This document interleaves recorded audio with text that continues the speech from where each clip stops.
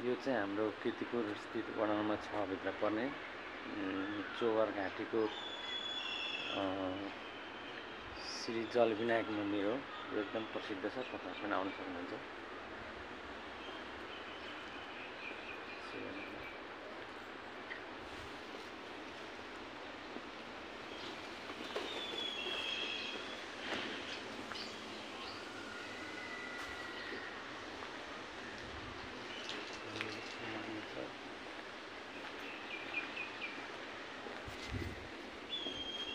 शिला मन्दिरहरु छ।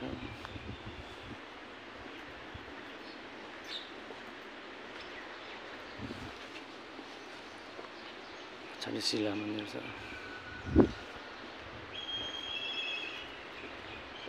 यो प्रवेशद्वार हो, यतापट्टिबाट आउनु।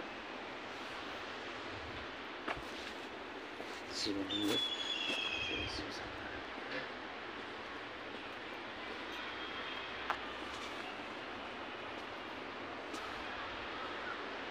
मैले एक राउन्ड भनेर यसरी घुमाएँ।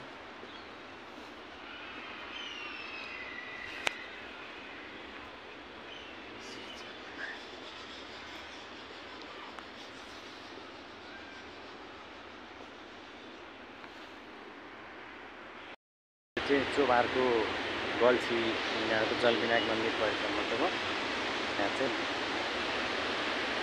धार्मिक स्थल हो जलविनायक मन्दिर। विनायकहरूको चाहिँ एउटा संगम स्थल हो।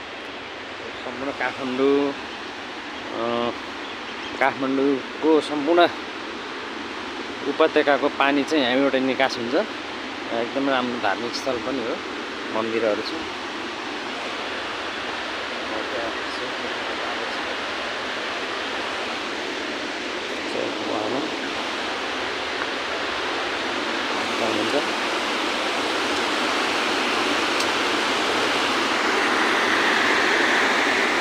आयो रे यहाँ बाघ आयो, बाघ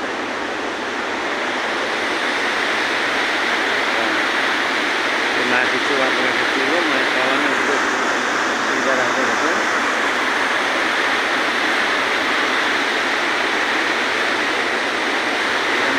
यो भेलाको बेलामा हो त्यो माथि पहाडसम्म झन्डै भरिन्छ यहाँ।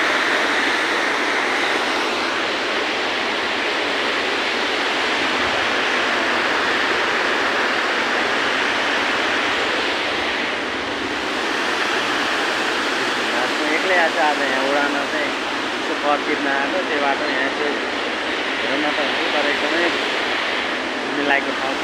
तपाईँहरू पनि आएर गर्नु होला। यो भिडियो मैले युट्युबमा हाल्छु। तपाईँ सबैजनाले चाहिँ सब्सक्राइब, सेयर, सब्सक्राइब, लाइक गरौँ है। सबैले सपोर्ट गर्नु साथीहरू।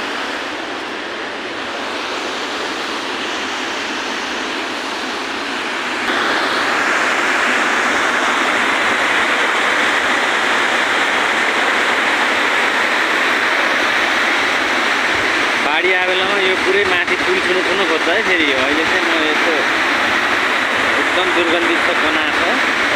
यो काठमाडौँको बागमती हो। बागमती अब सबै खोलाहरू मिसिएर चाहिँ जम्मा हुने ठाउँ हो। यो मन्दिर परिसरबाट चाहिँ म मास्तिर जाँदैछु। ऊ त्यो माथि चाहिँ फेरि मन्जुश्री पार्क हो डाँडा। म मास्तिर जाँदैछु। यो घाटी अहिले मैले तलबाट देखाएको चाहिँ अब अहिले चाहिँ हिँडेर त ऊ तल जस्तो भइसक्यो।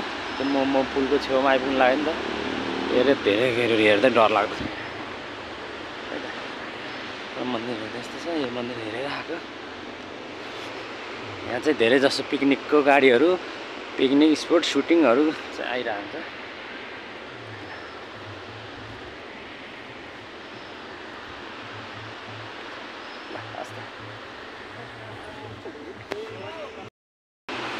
त्यो अहिलेको तलबाट देखाउँदा चाहिँ यत्रो तल तल कहाँको, तर क्यामेरामा त नजिक देखा होला है।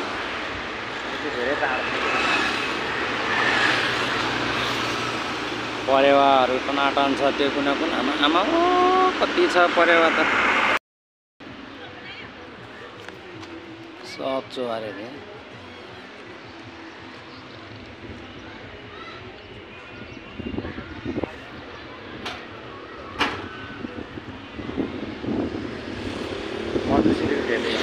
वडा कार्यालय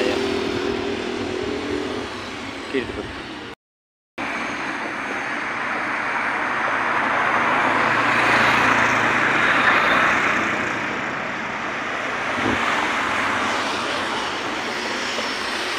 कहाँको भन्नु जङ्गल होला ल साथीहरू, पत्ता लगाउनु छ तपाईँले, कमेन्टमा भन्नुहोस् है त।